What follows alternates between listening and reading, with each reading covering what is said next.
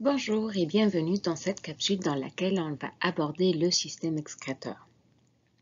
Le système excréteur est un ensemble composé de plusieurs petits systèmes dont l'objectif est d'évacuer certains déchets. Pourquoi on aura besoin du système excréteur? Tout simplement parce que durant notre journée, durant notre vie, on va subir pas mal de changements. Et pour survivre, les êtres vivants doivent stabiliser, doivent contourner ces changements pour garder une certaine stabilité. Comment? En éliminant certains déchets et certains toxines. Donc, le système excréteur, il va être capable de garder l'homéostasie de notre organisme.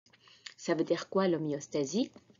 Tout simplement, c'est-à-dire le système excréteur, il va être capable de garder un équilibre des concentrations des substances intéressantes à l'intérieur de notre organisme en évacuant les déchets et les toxines. Pour évacuer les substances, on va utiliser pas mal de moyens.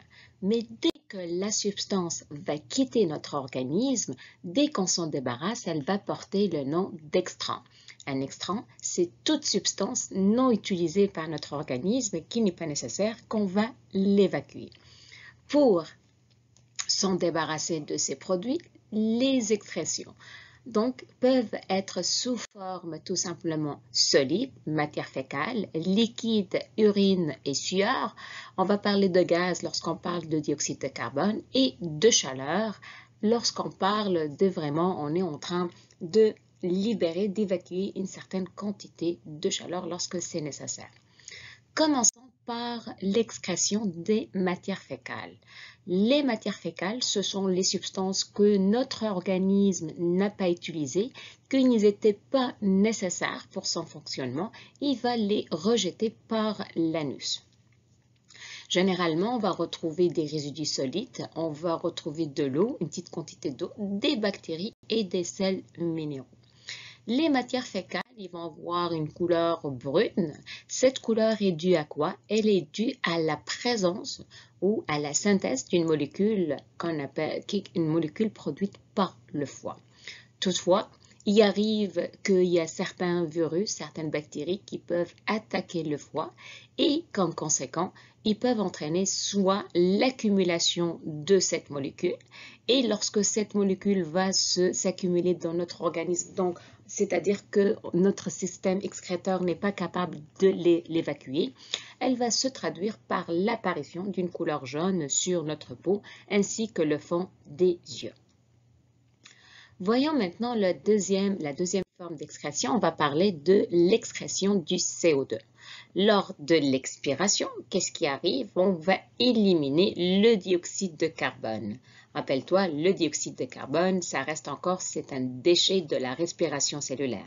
La respiration cellulaire, c'est une réaction dans laquelle la cellule va utiliser l'oxygène ainsi que le sucre pour produire principalement de l'énergie. Il arrive à certains moments, il y a des accidents qui peuvent se produire au niveau du système respiratoire. Lorsqu'on essaie de se réchauffer, parfois l'hiver, en allumant un feu, il se peut que lors de la combustion du feu, au lieu qu'on va dégager le dioxyde de carbone, on va dégager un autre gaz qu'on appelle le monoxyde de carbone. Donc, il va être composé de l'atome de carbone et de l'oxygène. Cette molécule, elle va se fixer facilement sur l'hémoglobine, mais elle va être difficile à se détacher. Il y a certains moments, qu'est-ce qui arrive? Les globules rouges ne peuvent plus fixer l'oxygène et cela peut entraîner la mort de la personne par asphyxie. Troisième forme d'excrétion, c'est une excrétion qui va traverser la peau, donc à travers la peau, et ça va être principalement sous forme de sueur. Donc, qu'est-ce qui arrive? Donc, notre organisme, lorsque la température grimpe à l'intérieur, il va essayer de garder un équilibre et de garder la température stable. Comment faire ça? Il va évacuer une certaine quantité d'eau avec certains sels minéraux pour rafraîchir le corps et comme ça, on peut garder la température stable. En même temps, il va aussi évacuer une certaine chaleur pour réduire la température de notre organisme.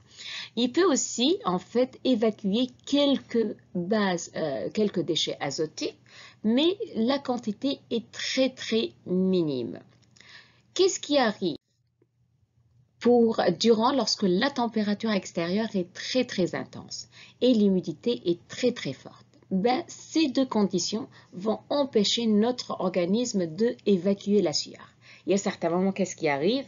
Parce que lorsqu'on n'évacue pas la sueur, la température à l'intérieur de notre organisme, elle va grimper et cela peut entraîner un état d'hyperthermie. Il y a certains moments, au-delà de 42 degrés, il y a certaines cellules qui vont commencer à mourir et la personne peut décéder. Il y a aussi la peau, là, elle va réagir à chaque fois à une situation. En cas de stress, de froid ou d'excitation, on va parler de la chair de poule. La chair de poule, c'est quoi? C'est tout simplement, c'est qu'à côté de chaque poil, on va retrouver des petits muscles. Ces petits muscles vont se contracter et entraînant le redressement de la poêle. Et en se redressant, ils vont créer une certaine zone qui sont vides et l'air peut rentrer à l'intérieur. Et à ce moment, ces bulles d'air vont créer une couche isolante. Dans le cas inverse, ça veut dire quoi inverse? Ça veut dire que la température est très froide et on veut limiter la perte de chaleur ainsi que la perte d'eau. Qu'est-ce qui arrive? Tout d'abord, on va fermer les pores de la peau, on va réduire le diamètre des vaisseaux sanguins et en même temps, on va essayer de pousser les vaisseaux sanguins vers le fond en profondeur pour limiter cette perte de chaleur en même temps. Quatrième forme d'excrétion, c'est l'urine. Donc l'urine, en fait, c'est un déchet liquide. Il va contenir principalement des déchets azotés. Je tiens à préciser que les déchets azotés, ce sont des déchets qui résultent de la dégradation des protéines. Ces déchets azotés, s'ils s'accumulent dans notre organisme, ils vont être très toxiques. Comment ça fonctionne le système urinaire? Le système urinaire, il va fonctionner comme une passoire. Mais commençons par le nommer. Donc, le système urinaire est formé de 2 reins, de 2 uretères, la vessie et un urètre. Vous voyez donc l'urtère, donc on a 2 conduits à peu près d'une longueur de 25 cm qui vont relier le rein à la vessie. Au-dessus de chaque rein, on va retrouver 2 structures qu'on appelle glandes surrénales. La glande surrénale, elle ne fait pas partie du système urinaire, mais elle va jouer un rôle très important et on va voir ça un peu plus tard. On va retrouver 2 vaisseaux sanguins, veine rénale qui va évacuer, qui va ramener le sang vers le cœur et on va parler de artère rénale. Comment ça fonctionne le système urinaire? Tout simplement, le sang arrive au niveau des reins, rappelle-toi, le rein fonctionne comme une passoire, donc il va filtrer le sang, il va former et ainsi l'urine va être formée. L'urine va être par la suite conduite dans les uretères et stockée au niveau de la vessie.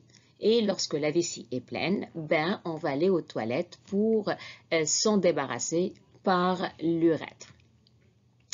Qu'est-ce qui arrive si notre urine, elle est très concentrée en sels minéraux? Il arrive que ces sels minéraux peuvent devenir plus cristallisés. Ils vont former ce qu'on appelle des petits caillots. Ces petits caillots, à certains moments, ils vont bloquer le chemin de l'urine dans les uretères et à certains moments, la personne ne peut plus uriner. Qu'est-ce qui arrive? Cela va se manifester par des douleurs intenses ou aussi par la présence de saignements dans l'urine. Un autre problème qui peut se produire lorsqu'on parle de développement de bactéries dans les conduits urinaires. On va parler de cystite. Donc, à certains moments, la personne va avoir plus des douleurs, elle va avoir des brûlures ou des démangeaisons. Et pour stopper ça, elle doit prendre des antibiotiques pour que cette infection soit bien traitée.